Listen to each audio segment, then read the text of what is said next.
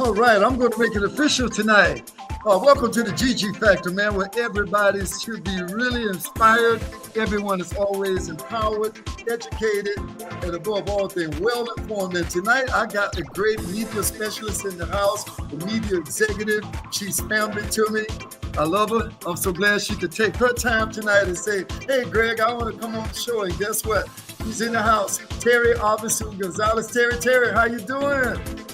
Good. Thank you for having me. Right. Hey, no doubt, man. I'm excited about having you here. You have a lot to share with us from a lot of perspectives. And I'm telling you, man, it really makes a difference when somebody can quantify and tell you no lie. So that's what we're all about on the GG Factor. Because I always used to say to my students this, either they can quantify or it's a subjective lie. You know, so I'm going to stop this music. I'm going to make it official to you and say, welcome to the show. And tell you one other thing, too. It is absolutely the truth. I'm honored to have you here with me tonight. I've watched you over the years. This is a, ladies and gentlemen, 15-time Emmy Award-winning media specialist, media executive. 25 years, that's 1/4 of a century of giving you her perspective. Those documentaries are all over the place, but I want to say this to you. I'm honored to have you here tonight, Teri Arvesu-Gonzalez. I'm going to shut up. I'm going to give the floor to you. And I always ask the one question that's critically important, and you can introduce yourself around that. What is your why for getting into media? What was your why for being with Univision for 25 years?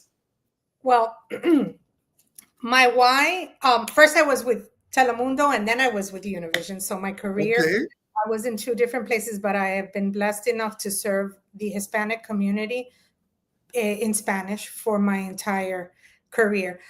The why really begins, I think there's a couple of whys as to why I got into media. The first, and I think it begins mostly with my family's story. My family being Cuban exiles.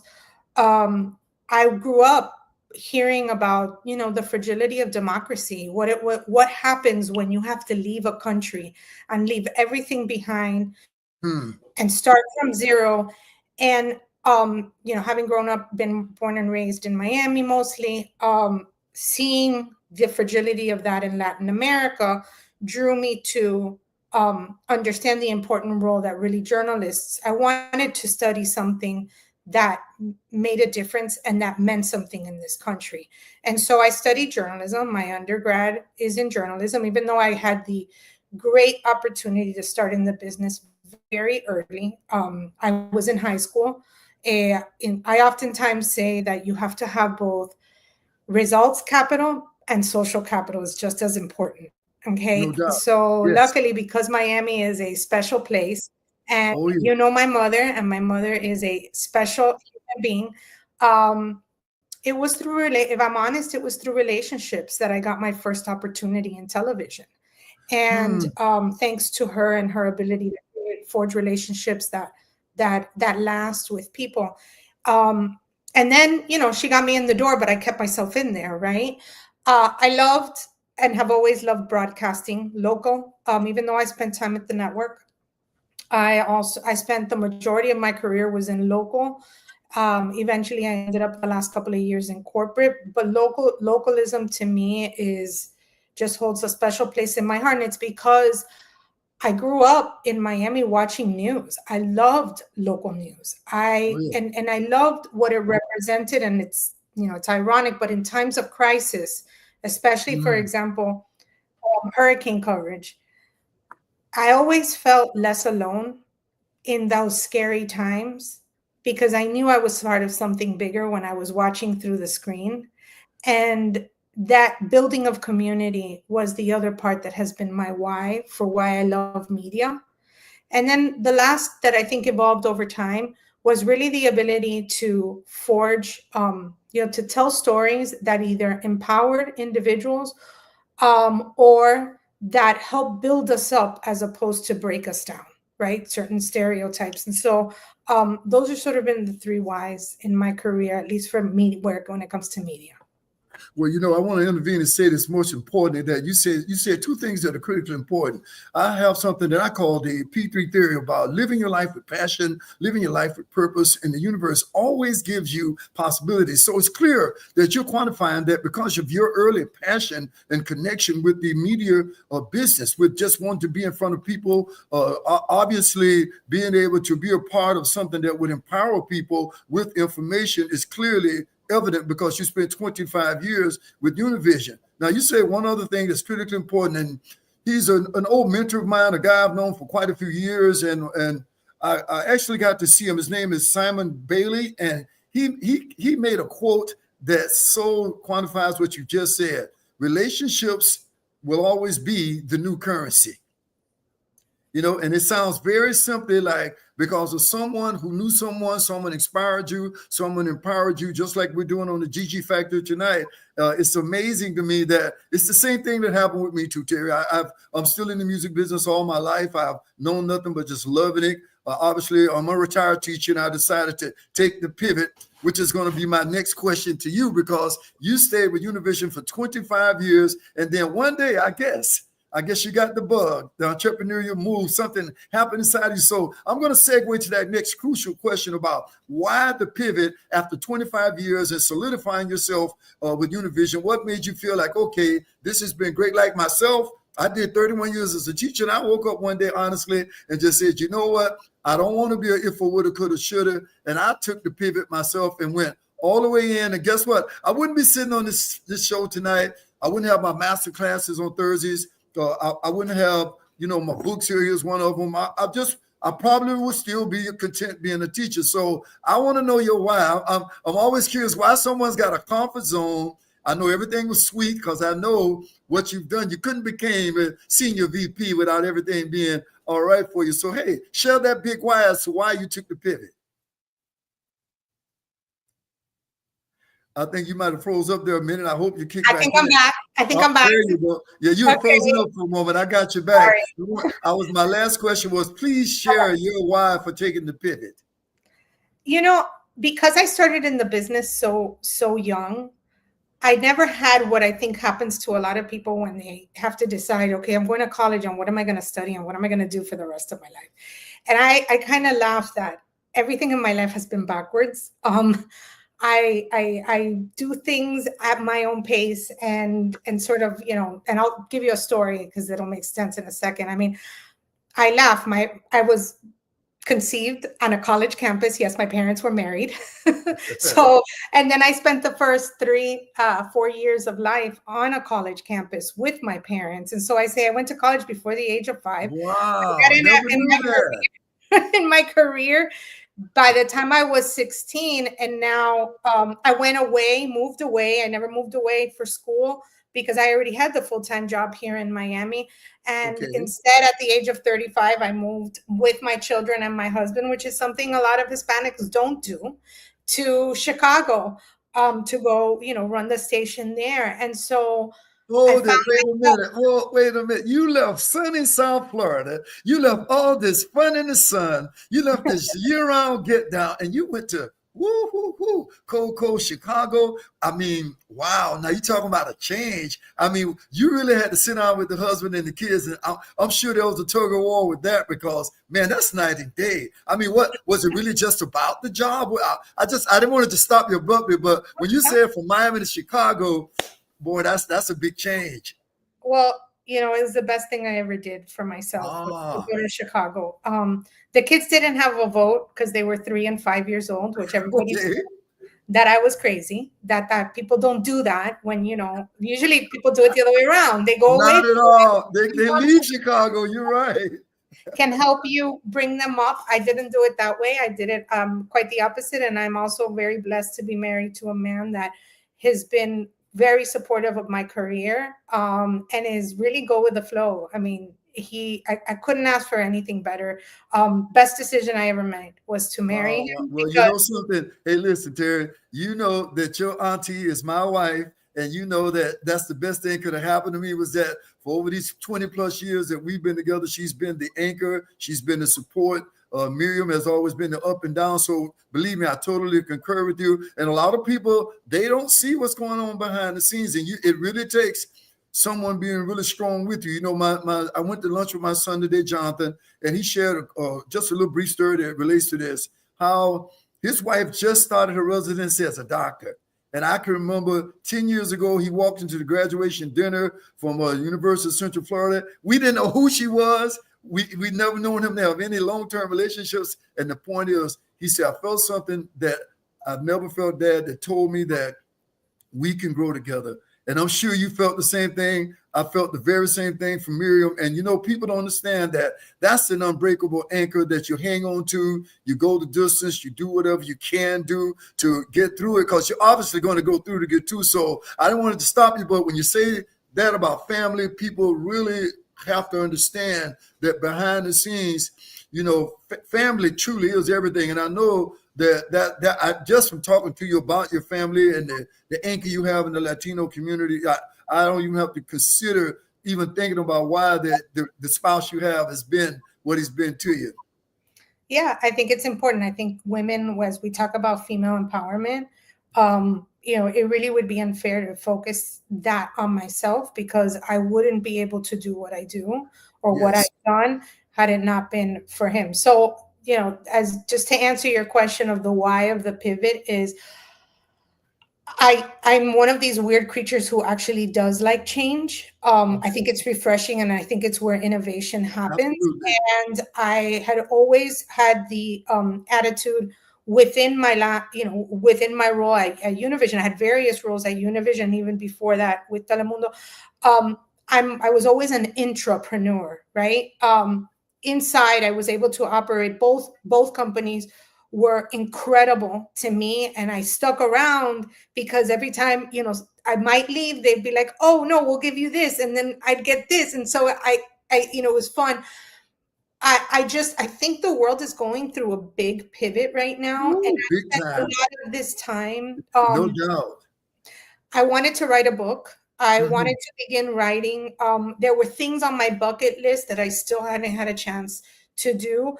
I also wanted to pivot a little bit. I'm 47. I will be working probably for a lot of my life, because even I do like to work. I like to have stuff that has, you know, a purpose. I think it was an incredible time to take a step back and look and learn about AI and learn about our community at another level. I miss it, you know, I'll be honest, sometimes, but it's allowed me to have what one would really call a sabbatical.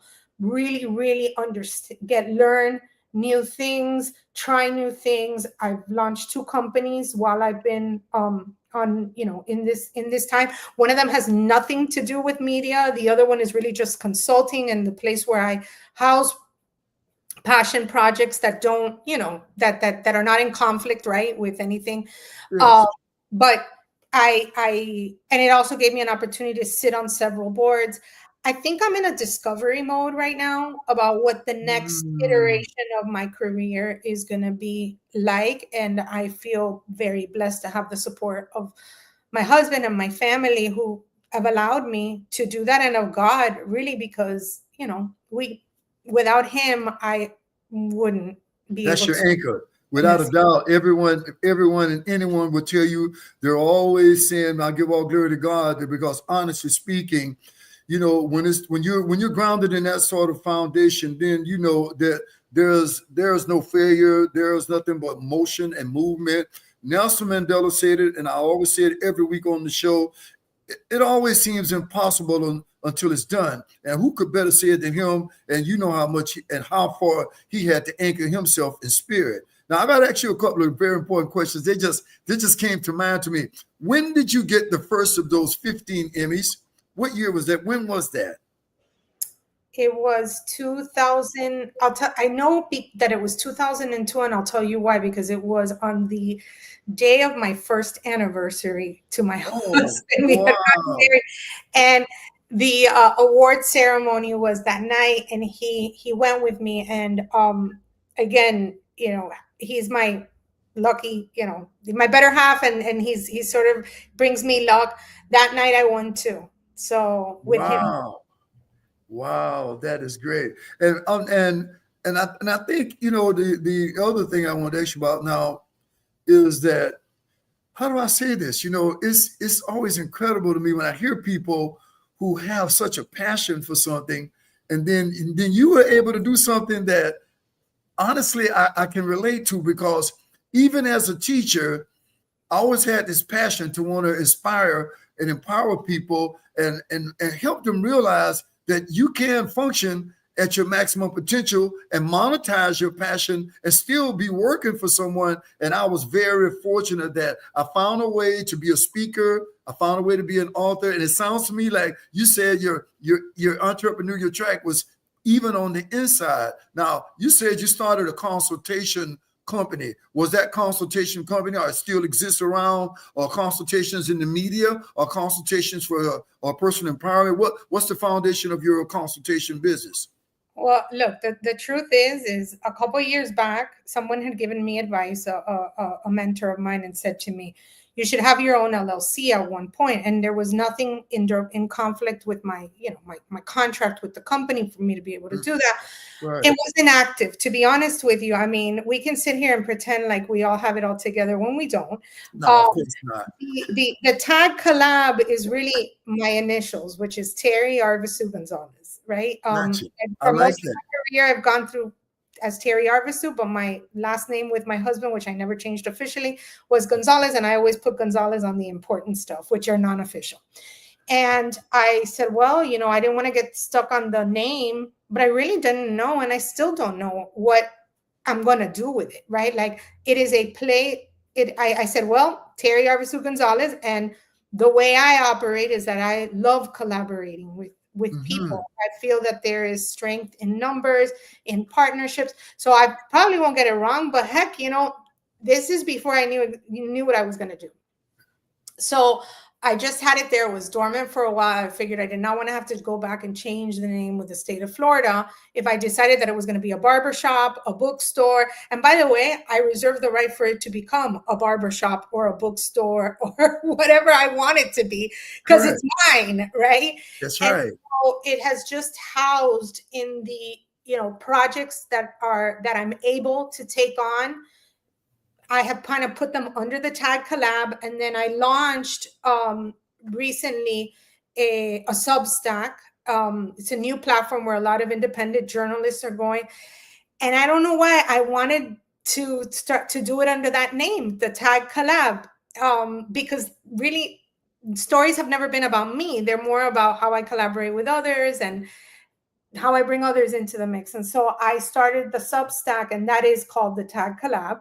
Okay. So it is where I talk about leadership and women, and that's essentially what I also specialize in, right? Is in leadership, cultural fluency, communications. So it's kind of has a two dual role. One is it houses my podcasts, my YouTube channel, my Substack, and my articles, but it also is the ability, you know, it is an LLC, so I can take on projects if I want under them. Well, listen, now that you mentioned in your YouTube, now that you mentioned in your podcast, why don't you do a little shout out real quick? Give one out there. It's a good, wow, already about 18 minutes into this, and we're halfway through. So I want you to stop for a minute, tell people a little bit about what's going on with your YouTube channel. You're here on my channel tonight, my show tonight, but how about your channel? What's truly going on with it, and your podcast, and when are you airing? So I am on Substack is really my main platform, and it is where I first began writing. It is a place where you can write, and then I slowly have discovered all these new things, because I'm learning all these new things about the platform, that you can create video and podcast there, and then it syndicates it to where I mentioned Spotify, podcast, the Apple Podcast, and then the YouTube. So you can follow me on Substack, but if you prefer, then you're somebody that prefers a YouTube channel, or you prefer the podcast on Spotify or on Apple, you can just, I encourage you to subscribe, because every time I do post something new, which normally I do at least 1 to 2 per week, it'll notify you that I'm there. But you can also connect with me on LinkedIn. I'm on LinkedIn, Teri Arvesu-Gonzalez. I also have the Tag Collab on LinkedIn. I'm on Facebook, and I'm on Instagram. I want my message get to everybody, that to where people are, right? I think in television, we used to think people came to us in TV, but on digital, what you learn is that you have to meet people where they're at. And so we have to be everywhere for folks to consume that content. And if I may, just for a second, Greg, what I really love to talk about is it's a process of self-discovery, and in my own transition, doing it with a lot of vulnerability and openness and letting people come along for the ride. But it also, a good friend of mine said to me, you're going to know what to write when you figure out what the younger you needed. And as a mother, as a daughter, as a professional, you're all those things in one. And at the same time, I really didn't have other Latina authors or thought leaders at that time to help me navigate the nuances and the duality of being both Hispanic and being American, and living in a world where, you know, the expectations felt very, very different. In fact, sometimes they felt like they were in direct conflict with each other. I oftentimes tell people that it feels like I still feel this too, right? Like you're trying to ride two horses, but you only have one ass. You know, it's complicated. And so I began to wrestle with this myself, and I shared it with groups. You know, this was a very private journey for me. And when I began to share that journey with other women, they're like, you really need to put this out there, because there's a lot of women that is just go, go, go, go, go. And they're not taking the time to reflect and pause, understand that there is something going on in our subconscious that is not allowing us to be the best versions of ourselves. There are certain things about our past that make us who we are. They make us resilient, and we never want to give that up. But there are certain things in all of our past when you are a minority, even if in Miami now we're the majority, but before, right, you're not. We weren't. There are things passed on intergenerationally from trauma or expectations, and the world is changing. So my mission is to call it out in the room so that we can reflect upon it and decide whether this is what we take with us in the next chapter or what we leave behind because it no longer serves us. Well, listen, I have to intervene and say something that's critically important regarding the position that you've been in, Teri. You are should I say, an example of tenacity and audacity and the capacity. That's why I have you on my show tonight. You see, you've endured against all odds. You know, like you said, your parents and your parents' parents, Cuban exiles, you come here just like my wife came here, not even understanding and speaking the language much. And just from that, just dealing with that hurdle alone to see that you became a senior VP. Now, that to me, honestly, created a sort of a different dialogue. But the one thing that you and I talked about, and I would bring it up again tonight, when I was telling everyone that we all know what the AI, artificial intelligence, is all about. But how about the AI when I said this, that authentic identity? And if you're not more of an example of that, Teri, I just want to say, listen, being a mom, being a wife, being the daughter, being the executive, being the friend in the family, like you said, you're here to be an example that, yes, I can, yes, I will, yes, I must. And then honestly unveiling to yourself, who am I?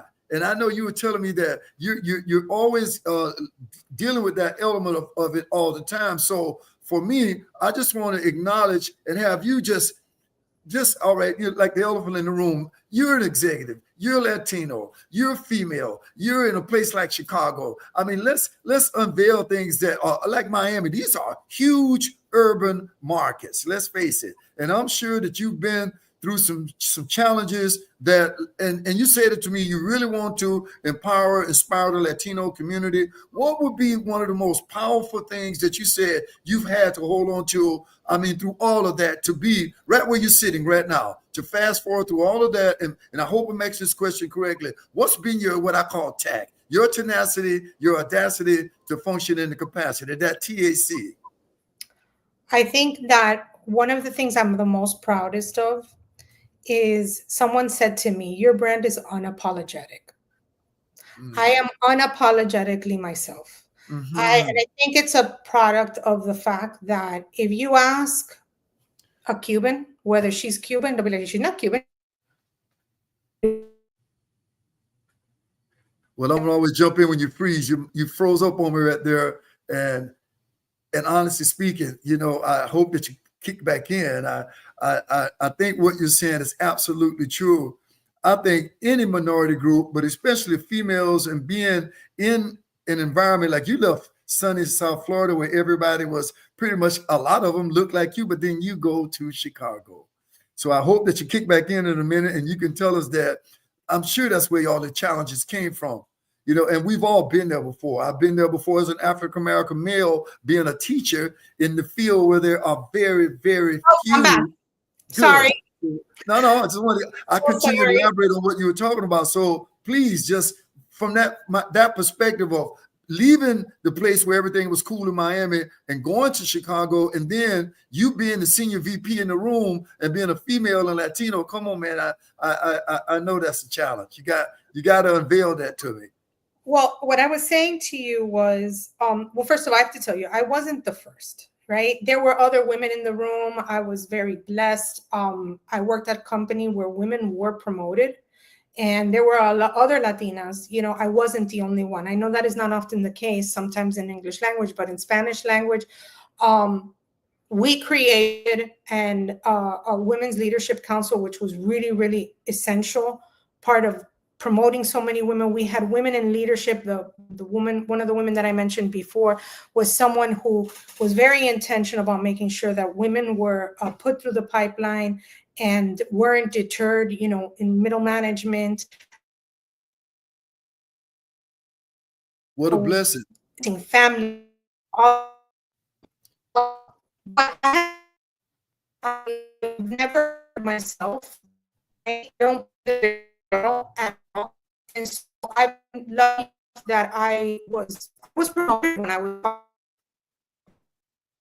you know, some people that I wasn't, right?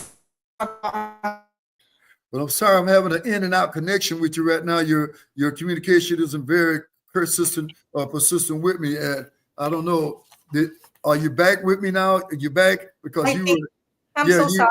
I think that's the way the ball bounced. Well, what I'm going to do quickly anyway, because I hadn't done it, and I realized we're almost a half hour in. I always give people the opportunity to become personally empowered and inspired to function at the maximum potential.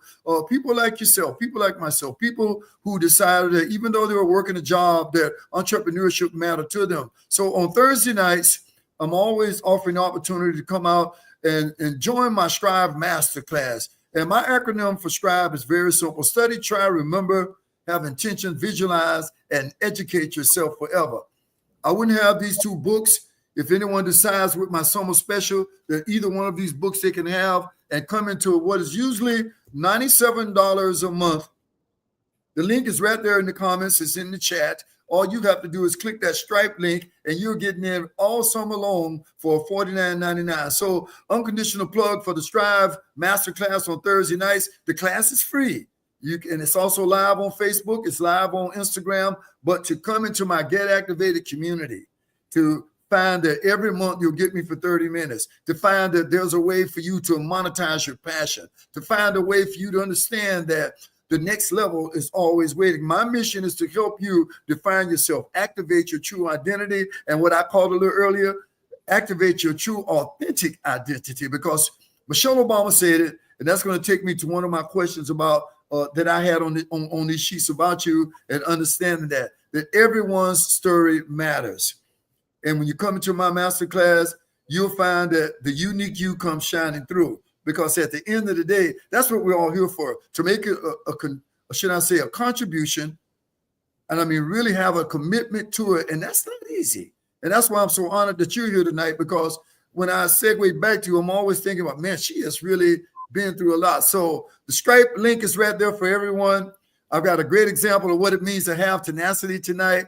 Sorry about her kind of cutting in and out. That's dealing with technology, and that's the way it works. But I wanted to keep the flow going with you being a female. You said a lot of females were your predecessors above all things. You see, those saying is like this, Terry, and I know you can concur with me. I'll take you to the well, but you must be thirsty for it. And I know that it sounds like you had a thirst. You still have it. And I know you're getting ready to, launch the next chapter. So your story. You know, that matters. You told me that you were you're part of the bridge generation, and I got the bridge generation in my paradigm one way, but you say nope. My bridge generation is the Latino community. So I want you to elaborate on that a little bit more, because I have another question, because I know it's one of those hidden obscurities about what you're doing, and I'll ask you, but what is it about the bridge generation that just inspired you to take this plunge like you're taking now? Well, I describe the bridge generation. I know that it's not only exclusive to us, but the Hispanic who my parents that came very young, they're a part of the bridge generation. I would say I'm a continuation of the bridge generation. But when you look at Hispanic demographics, the largest, when they talk about the Hispanic boom, we're talking about individuals, Hispanics that were born and raised in this country, that identify in many ways as, the one, we say we're 100% Hispanic when we're 100% Latino. And, and I don't know if I got cut off when I said that, but, I have always had an issue with labels, because depending on what neighborhood you asked, I was either white in one neighborhood or I was considered brown in a neighbor in Chicago, for example.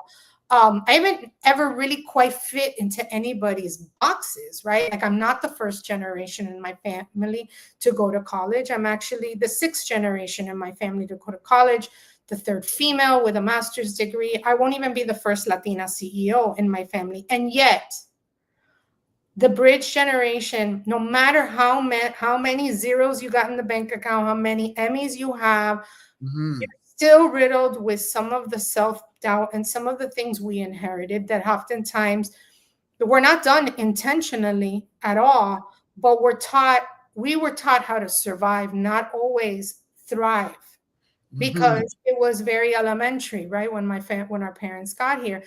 That is some of what you see in my writing, is me breaking that down from both neuroscience, also from management frameworks, from research. I like to base it on that in order to help everybody understand that these things we've carried, that sometimes they just live on our chest, you know what I mean, as this anxiety. We can bring them to the surface and say, you know what? Yes, I was taught to be hyper vigilant when I was in a room in order to understand how to belong. That is both a blessing and it's a curse. It's both.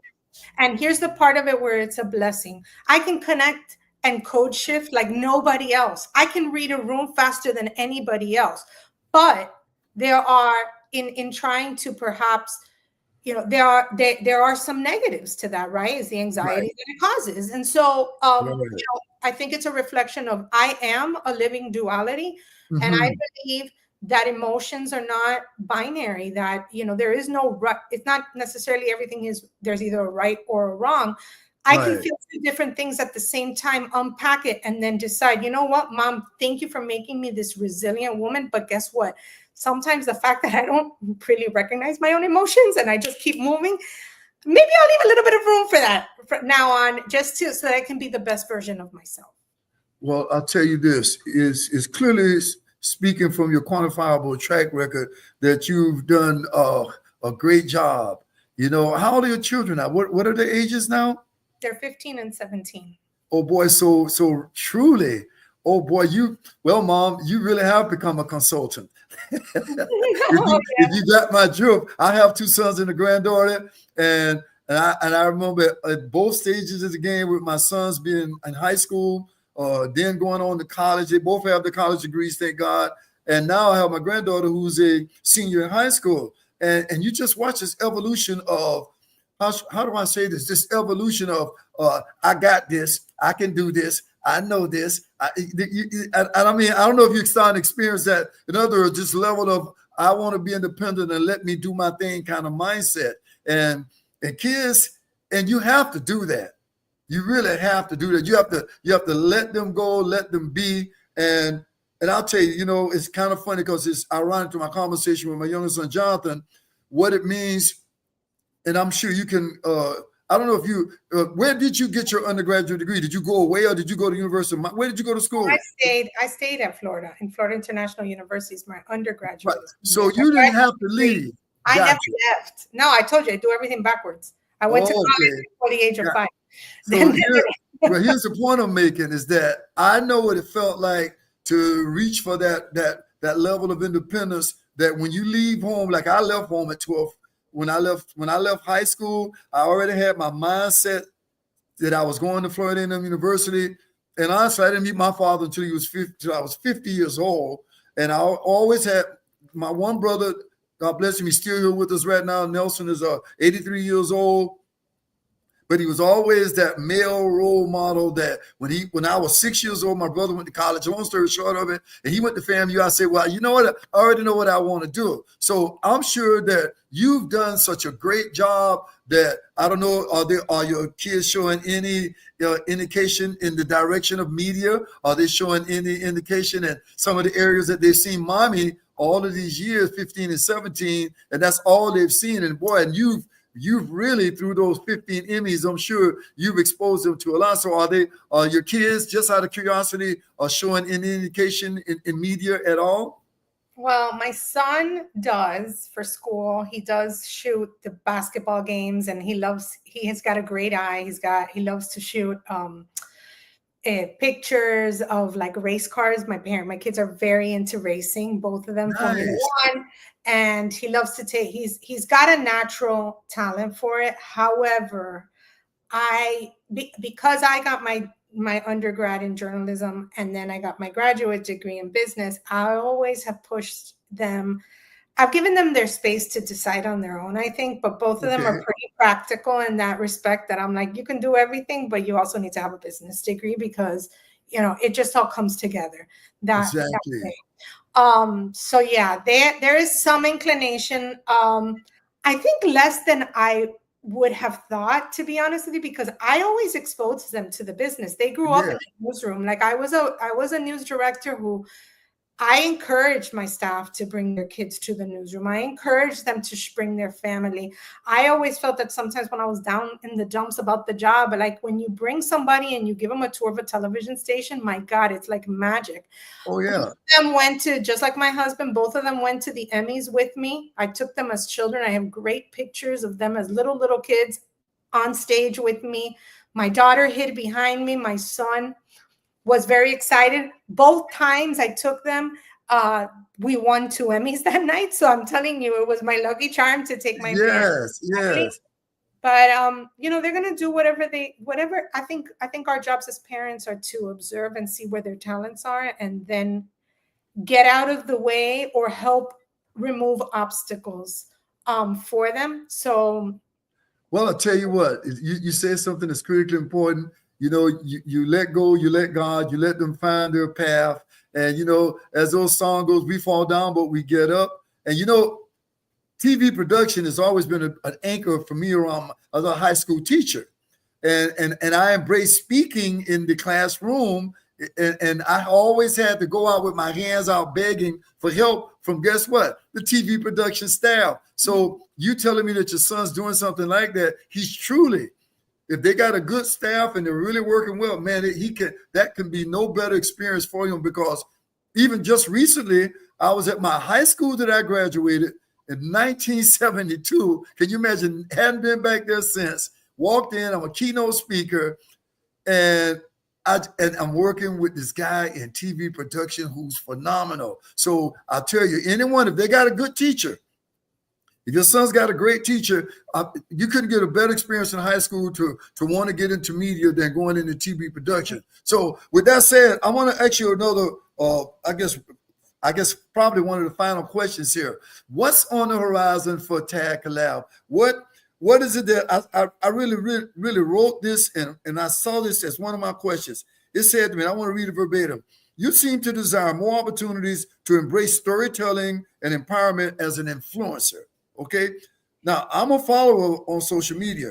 There was a quote you posted that resonates with me. It said, "This time I'm not afraid to be seen trying." I need you to elaborate on that for me. This time I'm not afraid to be seen trying. I don't know if there's a hidden obscurity in that, or now you want to let it out, but I got to put you on the spot. That's a pretty deep statement, reflecting and looking at you you wouldn't think you've ever been afraid. So to release that right now, kind of give us an insight on that one.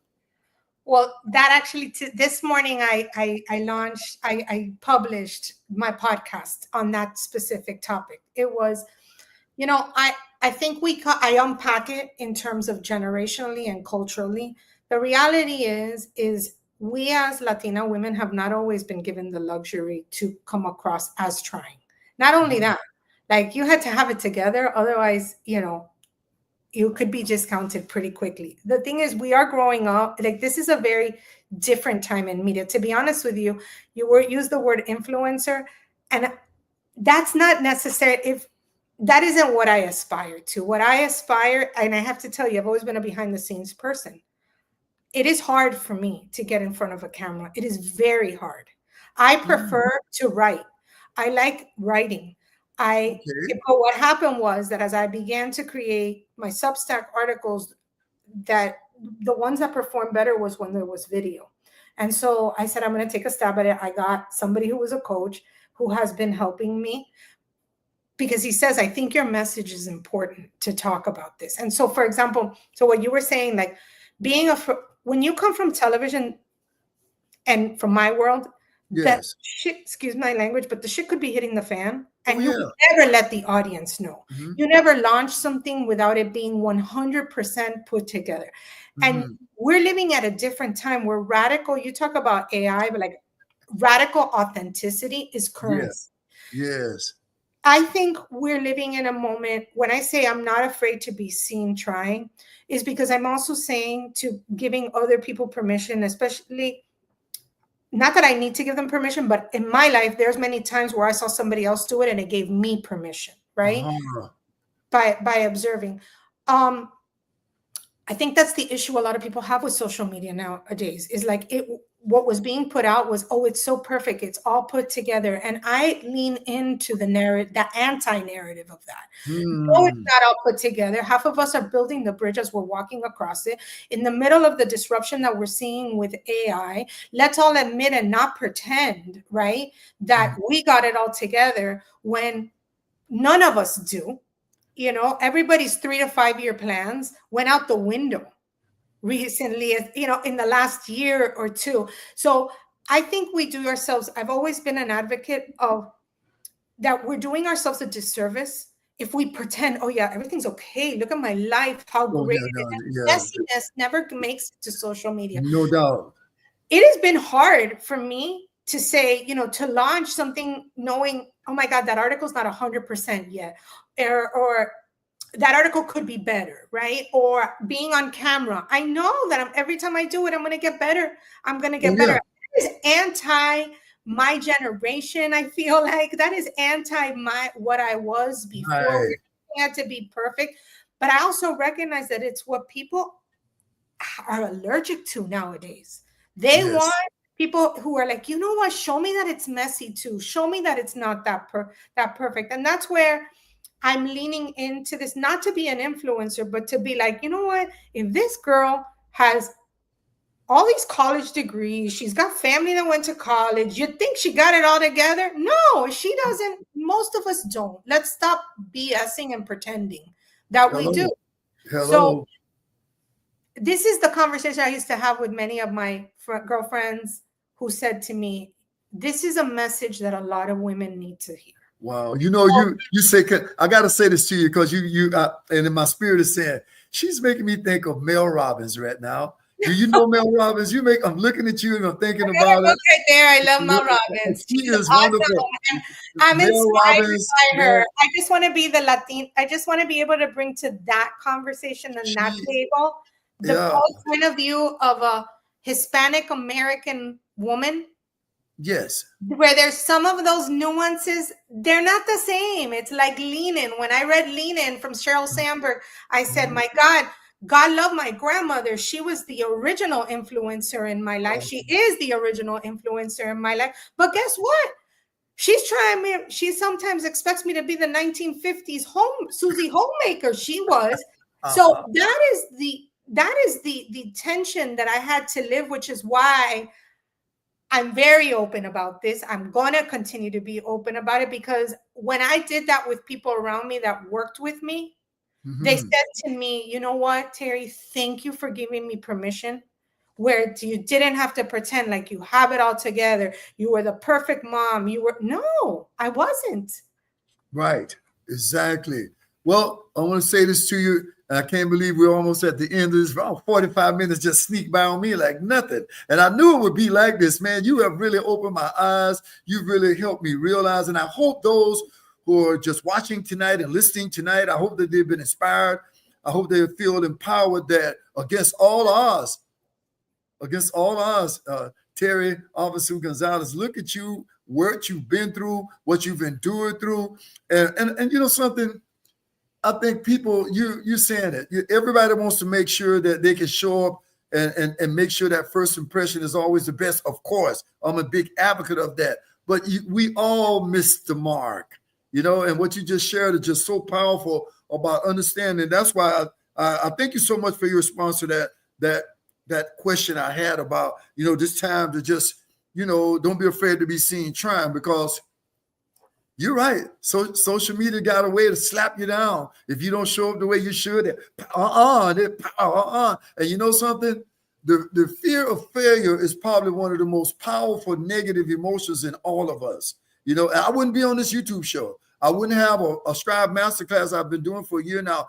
And then and we're all, let's face it, we're results driven. We always want to see it all, and we want it quickly. You know, we want this, you know, quick results type of mindset going on. And life is just not like that.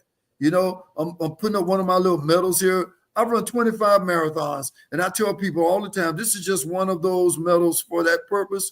But I can remember when I couldn't run a mile, but there was something inside of me that said, I need to do this. I can do this, you know? So Maru just handed me this. It's for me to ex Teri. No, she was saying how hard it was for her.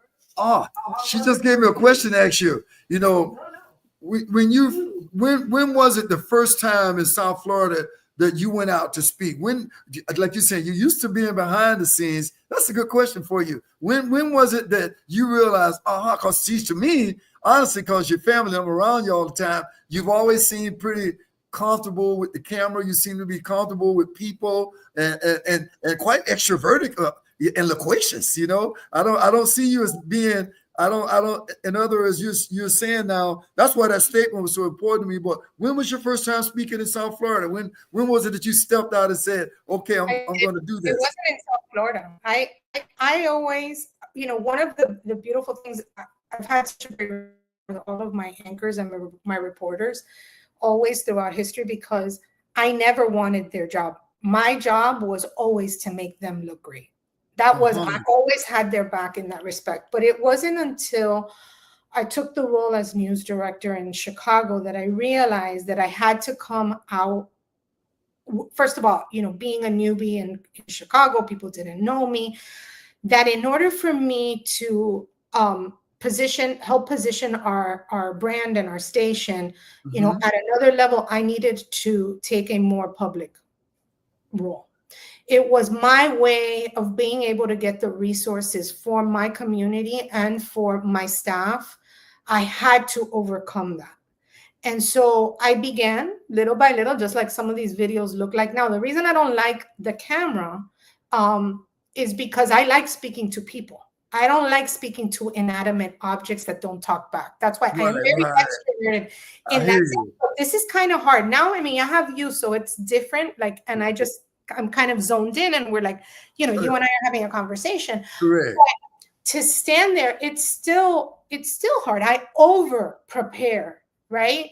And I think maybe, you know, number one, I've always looked, you know, young women that I've mentored have said, how are you so confident? I'm like, I look more confident on the outside than what's on the inside. That's the truth. So, Zoo, that's true. We all got that, you know. And I just want to say this to you because we're going to wrap up. That so perfect. Let's just segue right into this. What are your words of encouragement to people who are forthcoming, people who have a vision of being the next Teri Arvesu-Gonzalez? What would you tell them would be the blueprint? What would be the formula for them to really be anchored the right way? What would be females, whether they're male or female, but they want to do media, they want to do authenticity, they want to have their authentic identity. What would your words of encouragement be as we wrap up tonight? And I'll leave you. And I'm gonna let you have the last words with that before we wrap up. And say thank you so much. This has been